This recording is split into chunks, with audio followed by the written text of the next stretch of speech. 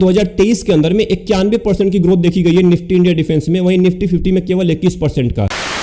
एक particular sector का पहला डोमेस्टिक पैसिव फंड जो अपने एनएफओ में यानी कि न्यू फंड ऑफरिंग में ही 1676 करोड़ का कलेक्शन कर लिया है। मतलब कि रिटेल इन्वेस्टर ने 1676 करोड़ इस इंडेक्स फंड के अंदर में इन्वेस्ट किया है केवल एनएफओ के अंदर में ही। मैं बात कर रहा हूं Motilal Oswal Nifty India defence fund के बारे में। ये आज तक का हाईएस्ट कलेक्शन होने वाला है किसी भी इक्विटी इंडेक्स फंड का। आज से पहले कभी भी इंडेक्स फंड के एनएफओ के अंदर में इतना पैसा नहीं इन्वेस्ट किया गया था जितना मोतीलाल ओसवाल के अंदर किया गया है। अगर हम बात करें कि आखिर में कितने इन्वेस्टर्स ने पैसा इन्वेस्ट किया है तो 2,48,000 यूनिक इन्वेस्टर्स ने इसके अंदर पार्टिसिपेशन किया है, जिसमें 16,900 अलग अलग पिन कोड से, इंडिया के अलग अलग पिन कोड से लोगों ने इसके अंदर पैसा इन्वेस्ट किया है। Motilal Oswal Nifty India defence fund का जो एनएफओ है ना, ये 13 जून को स्टार्ट हुआ था। 13 जून से लेके 27 जून तक इसका एनएफओ चला है, मतलब 14 दिन तक इसका एनएफओ चला और 14 दिन के अंदर में इतना कलेक्शन कर लिया है। अगर हम बात करें एनएबी की यानी कि नेट एसेट वैल्यू की, तो अभी के टाइम पे 10 रुपए से स्टार्टिंग हुआ है। तो जो लोगों ने एनएफओ के अंदर पैसा इन्वेस्ट किया था उनको 10 रुपए के हिसाब से यूनिट अलॉट किया जाएगा। अब अगर हम बात करें इसके रीओपन की, मतलब एनएफओ के बाद फंड दोबारा रीओपन होता है जिसके अंदर सभी लोग पैसा इन्वेस्ट कर सकते हैं। तो 9 जुलाई को ये रीओपन हो चुका है। 9 जुलाई के बाद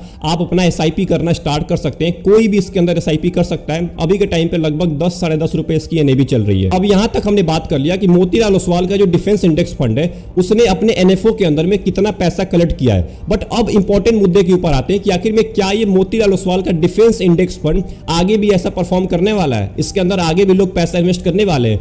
क्या ये सेम इंडेक्स जितना, मतलब जो इसका इंडेक्स है उतना परफॉर्मेंस देने वाला है, इसके बारे में हम आगे बात करने वाले हैं। और क्या सेक्टोरल म्यूचुअल फंड आपके लिए बेस्ट है, आपको कितना पैसा इस फंड के अंदर इन्वेस्ट करना चाहिए, इसके बारे में भी हम बात करने वाले हैं। उससे पहले हम ये जान लेते हैं कि जो इसका इंडेक्स है यानी कि निफ्टी इंडिया डिफेंस फंड, जो इसका इंडेक्स है वो कैसा परफॉर्म कर रहा है अभी के टाइम पे, और उसकी जो टॉप कंपनीज है, मतलब इंडेक्स फंड के अंदर जो भी टॉप कंपनी है वो कैसा परफॉर्मेंस दे रही है, इसको हम एक बार जान लेते हैं। उसके बाद हमें ऑटोमेटिक समझ आ जाएगा कि आखिर में मोतीलाल ओसवाल का जो डिफेंस फंड है ये कैसा परफॉर्मेंस देने वाला है। अब अगर हम बात करें निफ्टी इंडिया डिफेंस इंडेक्स के बारे में, मतलब जो इसका इंडेक्स है उसके बारे में अगर हम बात करें तो पिछले एक साल के अंदर में 188% का रिटर्न है। सोचिए 188% कितना ज्यादा होता है एक इंडेक्स फंड के लिए।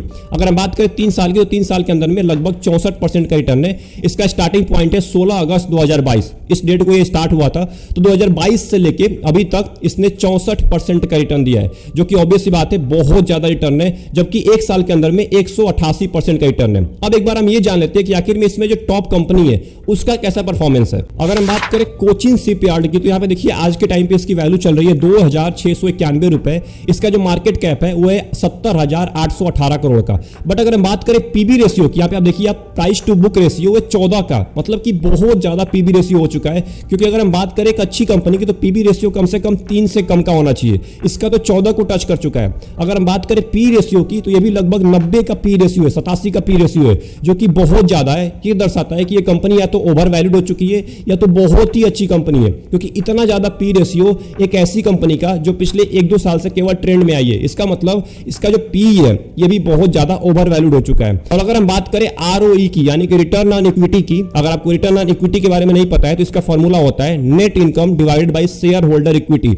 इसका बहुत ही कम आज के टाइम पे आरओई है, केवल 7 का आरओई है। अगर हम बात करें एवरेज की, एक अच्छी कंपनी की आरओई की, तो लगभग 15 से लेकर 25 का आरओई होना चाहिए, बट इसका अभी बहुत ज्यादा कम है। अगर हम बात करें आरओसीई की यानी कि रिटर्न ऑन कैपिटल एम्प्लॉयड की, तो ये भी बहुत ज्यादा कम है आज के टाइम पे, कम से कम 20 का तो आरओसीई होना ही चाहिए आज के टाइम पे। एबिटा की बात करें तो लगभग 60 को टच किया हुआ है, ये भी आज के टाइम पे बहुत ज्यादा माना जाता है एबिटा 60 का। अभी तक जो मैंने आपको डेटा दिखाया मतलब इंडेक्स फंड का डेटा, और इंडेक्स फंड के अंदर जो टॉप की कंपनी है यानी कि कोचिन शिपयार्ड का डेटा, मैं आपको ये बिल्कुल नहीं बोल रहा हूं कि आप कोचिन शिपयार्ड के अंदर जाके पैसा इन्वेस्ट कर दीजिए, क्योंकि 700% का रिटर्न है पिछले एक साल के अंदर में। ऐसा मैं बिल्कुल नहीं बोल रहा हूं, ये गलती आप बिल्कुल भी ना करिएगा। अब बात करते हैं Motilal Oswal Nifty India defence fund के बारे में कि आखिर में इसके ऊपर कितना प्रभाव पड़ने वाला है और क्या आज के टाइम पे इसकी कंडीशन है। तो मैं आ चुका हूं Motilal Oswal defence index fund के वेबसाइट पे। यहां पे आपको साफ साफ दिख रहा है कि our nation is invested in defence, मतलब कि ऑब्वियस सी बात है भारत डिफेंस के अंदर अभी बहुत ज्यादा पैसा इन्वेस्ट कर रहा है। तो नंबर 1 पे आप देख लीजिए 4th largest Spender of defence. अगर हम बात करें 2000 की तो 9th रैंकिंग थी भारत के अंदर में डिफेंस के अंदर इन्वेस्ट करने की, बट अभी के टाइम पे 2022 के अंदर में 3rd लार्जेस्ट स्पेंडर बन चुका है। अगर बात करें हम सेकंड पॉइंट की तो यहाँ पे साफ साफ लिखा हुआ है exponential rise in defence export, मतलब कि एक्सपोर्ट को ऑब्वियस सी बात है डिफेंस एक्सपोर्ट को बहुत ज्यादा बढ़ाया गया है।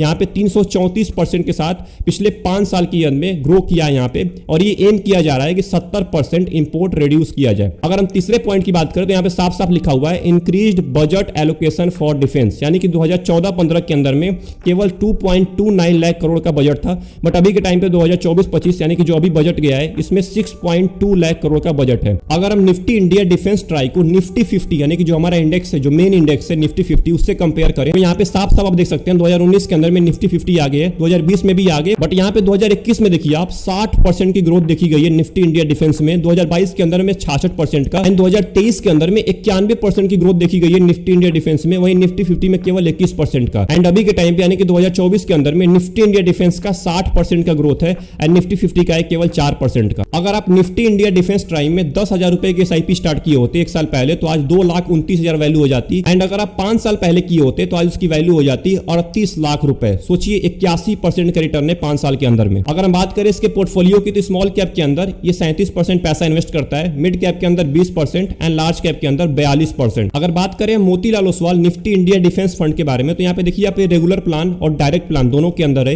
ये ग्रोथ ऑप्शन के अंदर आता है। इसका बेंचमार्क इंडेक्स है निफ्टी इंडिया डिफेंस इंडेक्स, जिसके बारे में मैंने अभी बात किया है। मिनिमम आप इसमें एसआईपी कर सकते हैं 500 रुपए से, मिनिमम आप इसमें रिडेम्पशन भी कर सकते हैं 500 रुपए से। अगर हम बात करें इस फंड के इन्वेस्टमेंट ऑब्जेक्टिव की तो यहाँ पे साफ साफ लिखा हुआ है the investment objective of the scheme is to provide return that before expenses correspond to the total return of the securities as represented by Nifty India Defense Total Return Index subject to tracking error।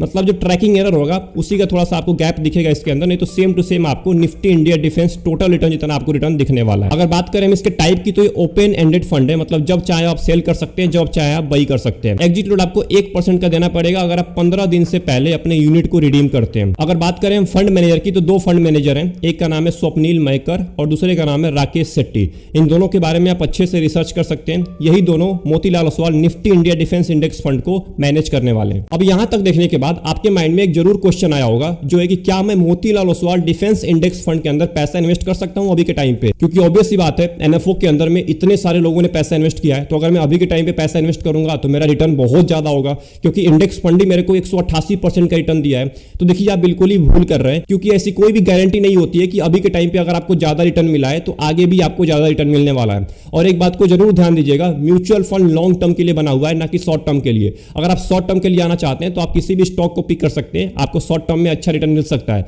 But अगर बात करें long term की तो आप mutual fund के अंदर आते हैं। और अगर हम बात करें सेक्टोरल म्यूचुअल फंड की, उसमें से भी तो कोई गारंटी नहीं होती है कि अभी के टाइम पे अगर आपको ज्यादा रिटर्न मिला है तो आगे 5 साल के बाद 6 साल के बाद आपको इतना रिटर्न मिलने वाला है। क्योंकि अभी के टाइम पे आपको इतना सारा रिटर्न आपको इसलिए दिख रहा है क्योंकि डिफेंस सेक्टर के अंदर ना बहुत ज्यादा बजट एलोकेट किया गया। इसी की वजह से क्या हुआ है ना कि बहुत तेजी के साथ डिफेंस सेक्टर ग्रो करना स्टार्ट किया है पिछले कुछ महीनों के अंदर में। बट इसका मतलब ये नहीं कि अगले 5 साल के बाद 6 साल के बाद भी इतना ही ग्रो करने वाला है। ये ग्रोथ हो सकता है कि 1 साल के बाद 2 साल के बाद रुक जाए। तो देखिए मैं आपको एक साफ साफ बात बोल देता हूं, अपने पोर्टफोलियो के अंदर में एवरग्रीन म्यूचुअल फंड लेके चलिए जो सारे सिचुएशन में आपको रिटर्न देता रहे, जैसे कि स्मॉल कैप फंड हो गया, मिड कैप फंड हो गया, लार्ज कैप फंड हो गया, फ्लेक्सी कैप फंड हो गया। आप इसके अंदर ज्यादा से ज्यादा पैसा इन्वेस्ट करिए। सेक्टोरल म्यूचुअल फंड में आप कुछ पैसा इन्वेस्ट कर सकते हैं, आपको ज्यादा पैसा यहां पे नहीं डालना है। और मैं तो आपको यही बोलूंगा कि आप लोगों की बात सुन के या जो अभी के टाइम पे ट्रेडिंग चल रहा है उसको देख के आप पैसा ना इन्वेस्ट करिए। जो सभी बोल रहे हैं उसके अंदर पैसा ना इन्वेस्ट करिए, क्योंकि ऑब्वियस सी बात है वो अभी के टाइम पे ग्रो कर रहा है, आगे कोई भी गारंटी नहीं है कि ग्रो करेगा कि नहीं करेगा। हो सकता है कि आप आज मोतीलाल ओसवाल के डिफेंस फंड में पैसा इन्वेस्ट कर दे और आपको अगले 1 साल के अंदर में एक अच्छा रिटर्न भी मिल जाए। बट 1 साल के बाद अगर ये फंड अच्छा परफॉर्मेंस नहीं देगा तो आप खुद ही निराश होंगे। आप खुद ही सोचेंगे कि यार 1 साल पहले तो ये 188% का रिटर्न दे रहा था, 200% का रिटर्न दे रहा था, बट अभी के टाइम पे क्यों नहीं दे रहा है? उसका केवल एक ही रीजन होगा कि उस टाइम पे सेक्टोरल म्यूचुअल फंड के बारे में कोई भी बात नहीं करने वाला है, क्योंकि हर एक सेक्टर एक टाइम पे ट्रेंड करता है। अगर उस ट्रेंड से पहले आपने पैसा इन्वेस्ट कर दिया तब आप पैसा बना सकते हैं। तो आई होप आपको ये पूरी वीडियो पसंद आई होगी और यहां तक आपको ये समझ में आ गया होगा कि आखिर में क्या आपको मोतीलाल ओसवाल के अंदर अभी के टाइम पे पैसा इन्वेस्ट करना है कि नहीं करना है। आप अपना मैक्सिमम पैसा एवरग्रीन म्यूचुअल फंड में इन्वेस्ट करिए, जो हर टाइम में, सारे सिचुएशन के अंदर में आपको अच्छा रिटर्न निकाल के देता है। मिलते हैं एक और इंपॉर्टेंट वीडियो में। अगर आपको वीडियो पसंद आई तो वीडियो को लाइक कर दीजिएगा एंड चैनल को जरूर सब्सक्राइब कर लीजिएगा। एंड क्या आपने मोतीलाल ओसवाल के डिफेंस फंड के एनएफओ में पैसा इन्वेस्ट किया है? कमेंट बॉक्स में जरूर टाइप करिएगा। तब तक के लिए अपना ध्यान रखिए। Best of luck, take care.